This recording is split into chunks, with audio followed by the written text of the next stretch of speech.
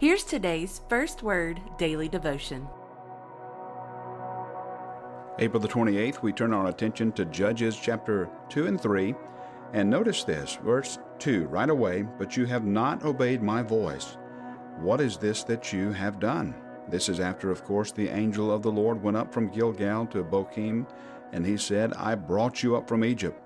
I brought you into the land that I swore to give your fathers. I said, I will never break my covenant with you.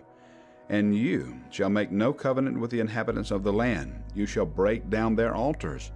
But you have not obeyed my voice. What is this that you have done?" And look down at verse 4. "As soon as the angel of the Lord spoke these words to all the people of Israel, the people lifted up their voices and wept. And they called the name of that place Bochim, and they sacrificed there." Now, that word Bochim, it means weeping. And we're going to see much weeping as we encounter the Judges, because really the Judges is a sad story. And the reason it's a sad story is because it reveals, again, the condition of the hearts of sinful men. They're going to do what's right in their own eyes. And here we need to learn. Doing what's right in our own eyes only leads to weeping. But notice this, "And there arose," and verse 10, and let's go back to verse 7. "And the people served the Lord all the days of Joshua." So we have a memory of Joshua, and all the elders who outlived Joshua. There's a perpetual leadership principle there, who had seen all the great works that the Lord had done. And then we have a recounting of Joshua's death. He lived 110 years. And verse 10, "All that generation also were gathered to their fathers, and there arose another generation after them who did not know the Lord or the work that he had done for Israel." And so, in other words, there's something that's missing here. They were supposed to, according to Deuteronomy, especially chapter 6 and verse 4, the Shema, "Teach your children to love the Lord with all your heart, soul, mind, and strength." They were to pass their faith to the next generation. They set up stones, remember, so that if the children asked, "What are these here for?" the fathers could tell their children, the mothers could tell their children, "This is what the Lord has accomplished for us." And unfortunately, they failed at this task. It's an important reminder for us, dear believer, the importance for us to not pass down our traditions, because traditions come and go, but for us to pass down our faith to the next generation. Look at verse 11. "The people of Israel did what was evil in the sight of the Lord, and they served the Baals," or the Baals. "They abandoned the Lord, the God of their fathers, who had brought them out of the land of Egypt." And notice what it is and who it is that they abandoned. They abandoned salvation. They abandoned the Lord. And they are supposed to have this in their memory, what the Lord did for them in Egypt. Now look at verse 18. We see the pattern here of the judges. "Whenever the Lord raised up judges for them, the Lord was with the judge, and he saved them from the hand of their enemies all the days of the judge. For the Lord was moved to pity by their groaning, because of those who afflicted and oppressed them. But whenever the judge died, they turned back and were more corrupt than their fathers, going after other gods, serving them and bowing down to them.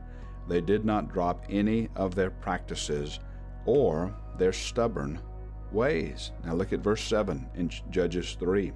"And the people of Israel did what was evil in the sight of the Lord." Look at this language. "They forgot the Lord their God, and served the Baals and the Ashtaroth. Therefore the anger of the Lord was kindled against Israel, and he sold them into the hand of Cushan-Rishathaim, king of Mesopotamia. And the people of Israel served Cushan-Rishathaim 8 years. But when the people of Israel cried out to the Lord, the God raised up a deliverer for the people of Israel, who saved them." And look who it is. It's Othniel, the son of Kenaz, Caleb's younger brother. So the land had rest 40 years. Then we have a pattern repeated. Othniel, the son of Kenaz, died. And there again, there's this responsibility to pass down the faith to the next generation. John chapter 6, look at this passage here. This is on the heels of the feeding of the 5,000. Jesus says to them that he calls out the crowd. They come after him seeking bread, and he says to them that they're supposed to seek after bread that truly satisfies. And so he said, the crowd say to Jesus, well, if there's this type of bread, then give us this bread always. Then Jesus said to them in verse 35, I am the bread of life. Whoever comes to me shall not hunger, and whoever believes in me shall never thirst. Now, let's skip ahead to verse 66. After this, many of his disciples turned back and no longer followed or walked with him. So Jesus said to the 12, Do you want to go away also? Simon Peter answered him, and I love this answer. Listen, Lord, to whom shall we go? You have the words of eternal life, and we have believed and have come to know that you are the Holy One of God. And so, in other words, we have this beautiful picture that Peter gives us, this beautiful picture of hope in the midst of all of the darkness that we see in Judges. In the midst of all the darkness that we see in our world, we remember what Jesus said. We remember what he said here. He says, the bread that I will give for the life of the world is my flesh. We agree with the psalm, and we thank the Lord in verse 31 for his steadfast love. And here we see these verses here, 33, 34, 35, 36, and all the rest. These are the points of our praise. And the points of our praise, remember, are what the Lord has done. And remember today what he's done for you. In other words, verse 43, whoever is wise, let him attend to these things. Let them consider the steadfast love of the Lord. So today, on this 28th day of April, consider the steadfast love of the Lord. Why don't you do this as an exercise? Write down on a piece of paper the steadfast love of the Lord. And you just write down a couple of points in your life, in your testimony, in your story that highlight, indeed, the Lord is steadfast in his love.